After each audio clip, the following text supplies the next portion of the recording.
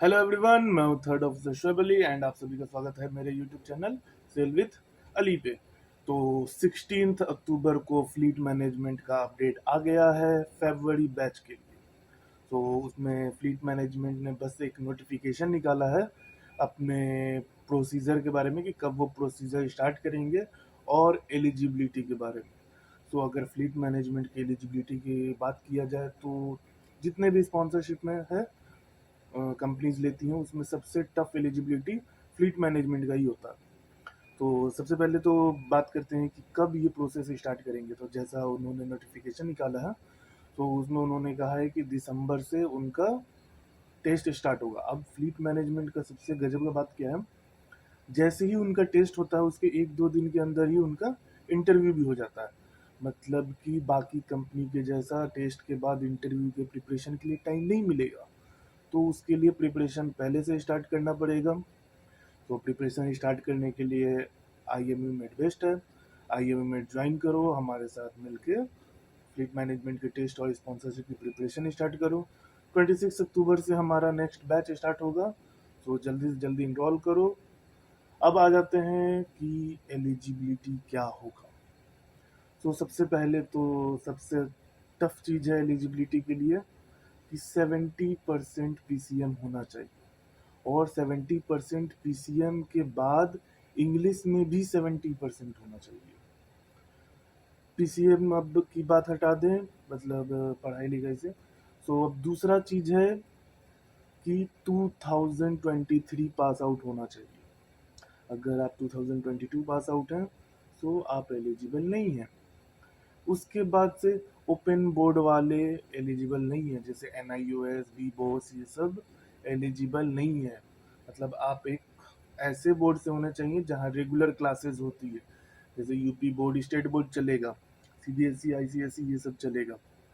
तो open board वाले allow नहीं है। अब दूसरा आ जाता है वेट की बात।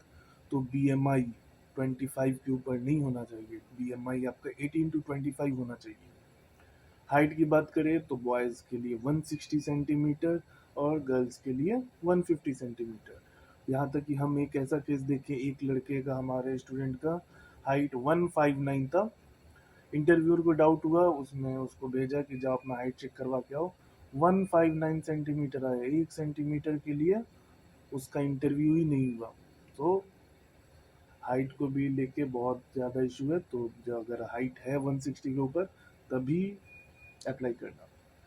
इसके बाद से आ जाते हैं आई साइट, ये सब तो मेडिकल का ही, मतलब जो बाकी कंपनीज का होता है उस हिसाब से होता है। हाँ, एक और चीज़ है, IMUCT रैंक होना चाहिए। बहुत लोग कोशिश करेंगे कि बिना IMUCT रैंक के फेल कर दें, तो ये गलती ना करें। अभी इंस्टीट्यूट डिसाइड नहीं हुआ है कि फ्लीट मैनेजमेंट किस इंस्टीट्यूट में आएगी, बट मोस्ट प्रोबेबली 3 इंस्टीट्यूट का हमको चांसेस लगता है। जैसे कि एक IMI में तो कंफर्म आएगी, IMI में उनका दिल्ली में सारा प्रोसीजर होता है। दूसरा TS रहमान का चांसेस है, TS रहमान में भी आएगी ही आएगी जब आएगी तो। और एमेट का चांसेस बन सकता है। एमेट के लिए हम कंफर्म नहीं है, बट हो सकता है कि एमेट में आ जाए। अब ये भी इस बार नहीं कहा जा सकता है कि फ्लीट मैनेजमेंट कितने कैंडिडेट्स लेगी, क्योंकि अगस्त बैच में वो बहुत ज़्यादा कैंडिडेट्स लेती है और फेब बैच में बहुत कम। लास्ट ईयर भी ऐसा ही हुआ था, अगस्त बैच में उन्होंने 120 कैंडिडेट्स लिए, बट फेब बैच में मुश्किल से 12 से 15 बच्चे। इस बार भी उन्होंने अगस्त बैच में बहुत ले लिए हैं, लगभग 150 ले लिए हैं। तो फेब बैच का कह नहीं सकते हैं कि कितना लेंगे, बट मोस्ट प्रोबेबली मिनिमम 20 तो लेने चाहिए, क्योंकि फ्लीट मैनेजमेंट अभी बहुत सारे जहाज ले रही है। हम खुद फ्लीट मैनेजमेंट में हैं और हमको पता चल रहा है फ्लीट मैनेजमेंट बहुत सारे जहाज एक्वायर कर रही है। तो इसका मतलब ये है कि यहाँ पर बहुत ज़्यादा वैकेंसीज हैं। सो चांसेस है कि ज़्यादा कैंडिडेट लेगी। अगर चाहते हो कि हम अगर फ्लीट मैनेजमेंट के बारे में, टेस्ट प्रोसीजर, इंटरव्यू के बारे में और भी वीडियोस बनाएं, तो चैनल को सब्सक्राइब करो, कमेंट करो कि किस टॉपिक पे चाहिए, क्या क्या जानना है।